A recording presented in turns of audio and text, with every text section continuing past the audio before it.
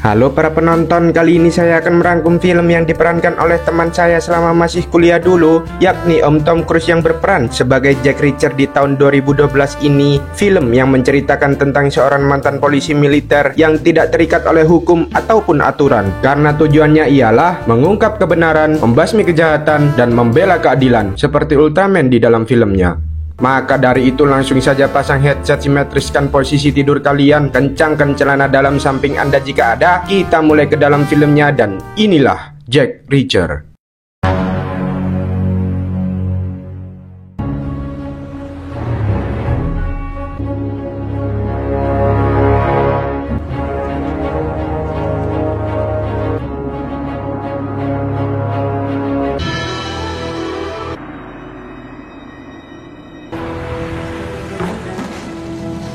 Cerita diawali dengan menunjukkan seorang penembak jitu yang sedang membidik targetnya dari atas gedung, di mana dia menembak sebanyak 5 orang secara acak yang entah untuk apa tujuannya.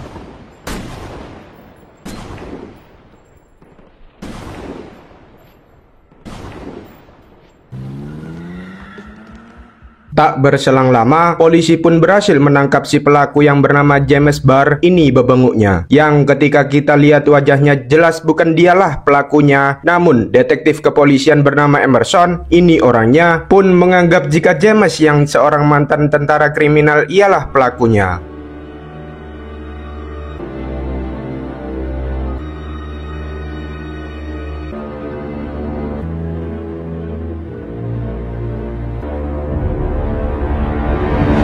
Saat diinterogasi, James tidak menjawab apapun atau pembelaan apapun, kecuali James hanya menyebut nama seseorang, yakni Jack Reacher. Kini Emerson sedang mengobrol dengan jaksa setempat, ini orangnya, tentang siapa Jack dan asal-usulnya yang ternyata ia hidup seperti hantu, tidak memiliki catatan kriminal, tidak memiliki identitas yang jelas dan mustahil untuk ditemukan. Tak berselang lama, muncullah Jack Reacher datang ke kantor yang dimana Pak Jaksa dan Pak Emerson sedang mengobrol, dan baru saja dirasani sudah muncul panjang umur Jack Reacher. Ia mengatakan bahwa ia melihat James Barr di berita sehingga ia perlu mendatangi pihak terkait oleh karena James Barr pernah terlibat kejahatan mengerikan saat ia menjadi tentara dulu dan orang yang berhasil menangkapnya ialah Jack Reacher itu sendiri. James Barr. Saat ini James sedang terbaring koma di rumah sakit setelah para tahanan mengajarnya saat dibawa ke penjara, yang sepertinya hal ini sengaja dilakukan oleh oknum kepolisian yang membawanya, yang nampaknya memang si James ini sangat dibenci oleh semua orang. Saat itulah muncul pengacara pembela James Barr yang merupakan putri dari Bapak Jaksa sendiri, yakni Helen. Ini orangnya, sebagai seorang individu yang memiliki hak asasi manusia, Helen adalah satu-satunya orang yang bersimpati kepada James dan bersedia untuk memberikan pembelaan di persidangan. Kedatangan Jack Reacher yang dianggap sahabat James Barr pun membuat Helen tertarik untuk menanyainya beberapa informasi yang mungkin bisa membantu James di penjara. Tetapi sekali lagi, James menegaskan bahwa dirinya bukanlah sahabat James Barr, melainkan orang yang justru dulu pernah menangkapnya ketika melakukan kejahatan saat di militer. Jack Reacher pun menjelaskan bahwa ada 4 tipe orang yang bergabung dengan militer. Yang pertama adalah tradisi keluarga, kedua adalah patriot yang ingin mengabdi untuk negara, ketiga adalah orang yang hanya butuh uang dan pekerjaan, dan terakhir ada yang memiliki hasrat untuk membunuh secara legal sehingga dia masuk ke dalam militer untuk berperang, dan orang itu adalah James Barr.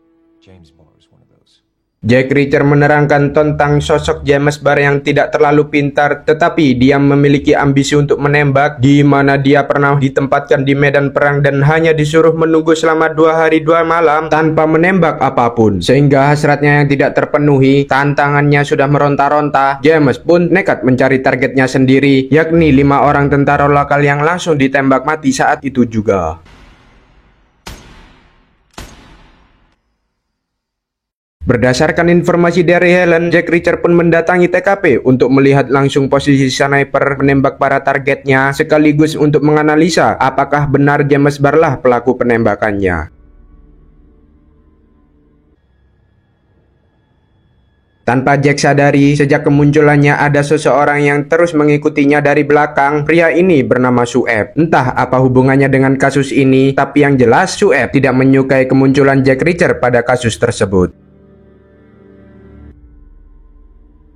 Singkat cerita, Jack yang sudah berada di sebuah bar yang dimana ia duduk sendirian di pojokan. Jack didatangi oleh seorang gadis berambut coklat yang bernama Sandy. Ini orangnya. Sekilas tidak ada yang mencurigakan dengan Sandy, namun saat dia mencoba untuk mencari tahu tentang Jack, saat itulah Jack langsung mengetahui jika ada seseorang yang telah menyuruh Sandy. Tak berselang lama muncullah teman-temannya dengan badan tinggi besar, di mana dia sengaja mencari masalah dengan Jack dan mengajaknya untuk berkelahi di luar, yang tentu saja hal ini bukan masalah besar bagi Jack. Dengan pengetahuan dan pengalaman sebagai agen MI6, tentu Jack tidak grogi dengan 5 pemuda tinggi besar tersebut, di mana dia langsung melumpuhkan satu persatu dengan cukup mudah, sampai akhirnya polisi muncul dan menangkap mereka semua.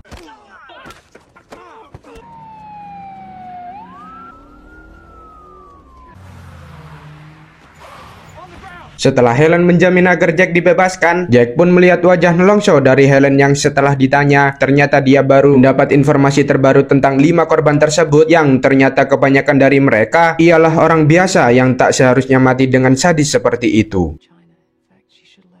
Korban pertama adalah seorang pengasuh anak kecil yang berusia 6 tahun, kedua sebagai ibu petugas kebersihan, ketiga merupakan wanita manis yang merupakan istri dari seorang manajer, keempat adalah Olin Archer, seorang istri kontraktor yang belum lama ini suaminya meninggal pada saat di kantor, sehingga ia sedang ruwet-ruwetnya melanjutkan bisnis suaminya, dan terakhir adalah seorang kepala rumah tangga yang diketahui sering terlibat cekcok dengan istrinya, yang ternyata dia terlibat perselingkuhan dari istri sang manajer yang menjadi korban dalam insiden ini. Meski belum ditemukan yang lebih spesifik, Jack yakin bahwa ini bukan tembakan acak yang diyakini oleh semua orang, termasuk Helen. Apalagi Jack sendiri yang menelusuri TKP yang menjadi posisi si sniper melepaskan tembakannya. Jack menemukan yang tidak sesuai dengan cara ataupun metode yang dipakai oleh James Barr sebelumnya, tapi Jack memilih untuk tidak memberitahukan hal itu kepada Helen sebelum dia menemukan bukti yang pasti tentang keterlibatan James Barr dalam kasus ini.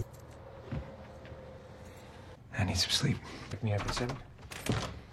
Di sisi lain, kita akan melihat Sueb tukang ngintili yang sejak awal terus mengikuti Jack Reacher, akhirnya akan membawa kita ke tempat yang akan mengungkapkan semua, di mana kita bisa melihat pelaku penembak sesungguhnya yang memang sempat kita lihat dari awal film, yang ternyata Sueb bekerja dengan si penembak dalam penanganan lokasi insiden tersebut. Si penembak ini bernama Charlie dan bosnya yang bernama Jarod. Tujuan Sueb disuruh menghadap gara-gara insiden tempo malam saat 5 pemuda mengeroyok Jack Reacher, yang ternyata hal itu adalah perintah dari Sueb yang berinisiatif untuk melenyapkan Jack Reacher, yang justru Sueb malah terkena omel oleh Charlie dan Jarod karena sok-sokan bertindak tanpa izin. Tindakan Sueb mengeroyok Jack Reacher justru akan menimbulkan kecurigaan polisi dan Jack Reacher sendiri. Karena itu malah akan menjadi petunjuk ke mereka semua. I spent my first winter wearing a dead man's coat. I was in prison in Siberia.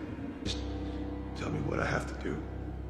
Akibat tindakan tersebut, Sueb harus mendapatkan bayaran kecil dari film ini karena Charlie menembak mati Sueb saat itu juga. Sehingga jelas bahwa Charlie dan Jarod adalah orang yang sangat jahat dan tidak segan-segan membunuh siapapun. Namun memang tujuannya masih belum diketahui dan motif apa mereka membunuh 5 orang yang backgroundnya tidak salah apa-apa. Tak ngerti aku. Kembali ke Jack Reacher, sesuai prediksi Charlie dan Jarod, ternyata Jack benar-benar mencari geng yang menghajarnya tempo malam dan berharap mendapat petunjuk, di mana saat mengobrol dengan si gadis cantik Sandy waktu di bar, dia sempat mengatakan bahwa dirinya bekerja di sebuah toko spare part yang tak jauh dari bar tersebut, sehingga Jack langsung pergi ke toko spare part tersebut untuk mencari sedikit informasi.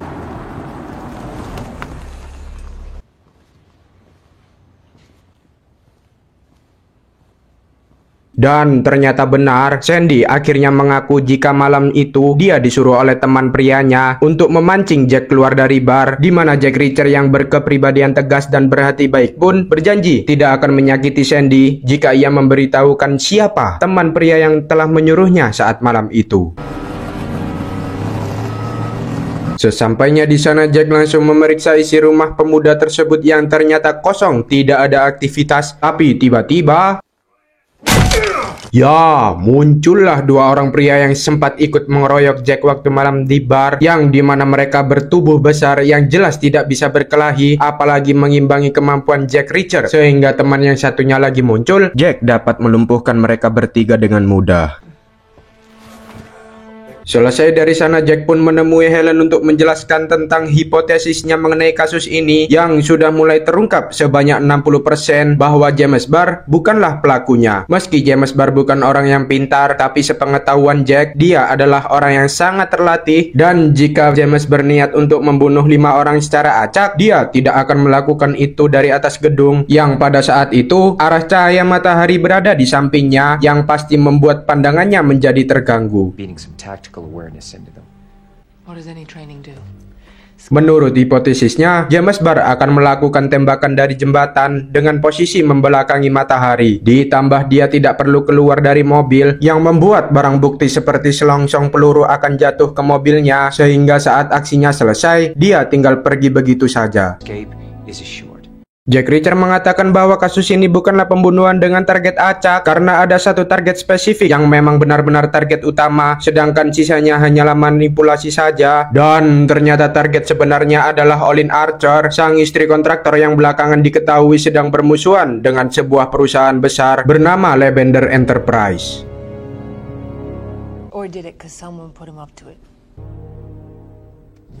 Hal ini tentu membuat Helen langsung terkejut, karena kasus yang ditanganinya bukanlah kasus pembunuhan secara acak, melainkan sebuah konspirasi yang dilakukan oleh orang-orang penting berbahaya yang berada di perusahaan Lavender tersebut. Namun pokok permasalahannya sekarang adalah Jack harus menemukan siapa penembak dari insiden tersebut yang pastinya mengenal James Barr dengan baik, karena sudah jelas bahwa James Barr telah dijebak oleh orang tersebut dan memanfaatkan catatan kriminalnya ketika masih menjadi tentara di medan perang. What's this? The motive. Sementara itu kita diperlihatkan si cantik Sandy yang sedang keluar rumah untuk pergi dugem bersama teman-temannya, di mana dia didatangi oleh Charlie yang muncul secara tiba-tiba dan... Ya, Charlie dan satu temannya pun membunuh Sandy dengan satu bogeman lalu dibekap sampai sesak nafas dengan tujuan untuk melenyapkan saksi yang bisa mengarahkan polisi dan Jack Reacher kepada mereka semua. Tak lama, Emerson bersama pihak kepolisian datang ke TKP untuk melihat jasad si Sandy yang setelah diselidiki akhirnya diketahui jika dia tewas hanya dengan satu pukulan saja, di mana Emerson langsung mengira bahwa sosok Jack Reacher lah yang membunuhnya. Dan secara kebetulan, Jack Reacher yang tidak mengetahui kejadian ini pun berniat untuk menemui almarhum Sandy untuk menanyakan informasi lain mengenai teman-temannya, yang saat itu Jack langsung dibuat heran ketika rumah Sandy penuh dengan polisi dan si Emerson yang saat itu juga langsung bergerak menangkapnya.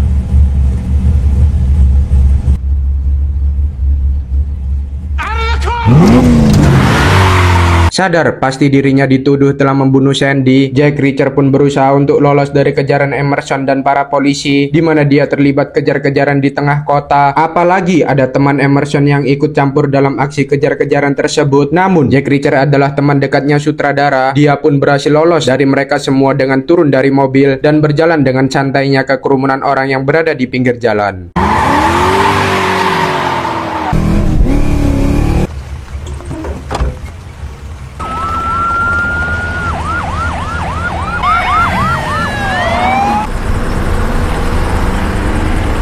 Selesai dengan kejar-kejaran, Jack pun melanjutkan penyelidikannya dengan mendatangi sebuah tempat alat latihan tembak yang lokasinya tak jauh dari tempat tinggal James Barr, yang dimana tujuan Jack Reacher sendiri adalah untuk mengetahui siapa saja James Barr ke tempat tersebut. Looking for the owner.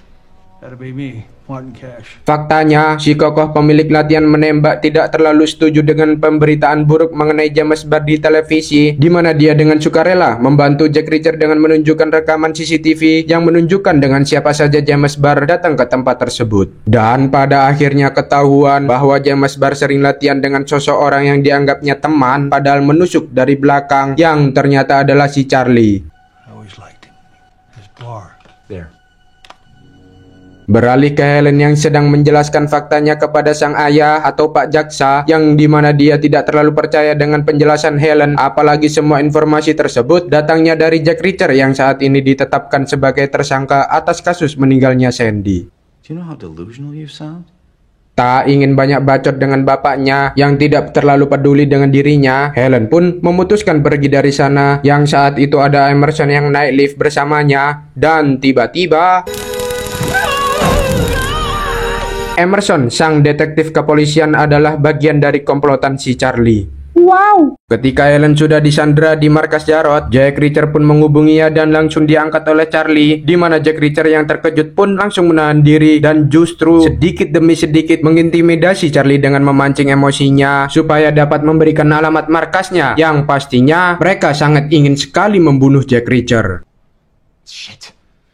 Setelah memberikan alamat markasnya, Charlie dan gengnya pun langsung menyambut kedatangan Jack Reacher, yang dimana kemunculannya di luar dugaan.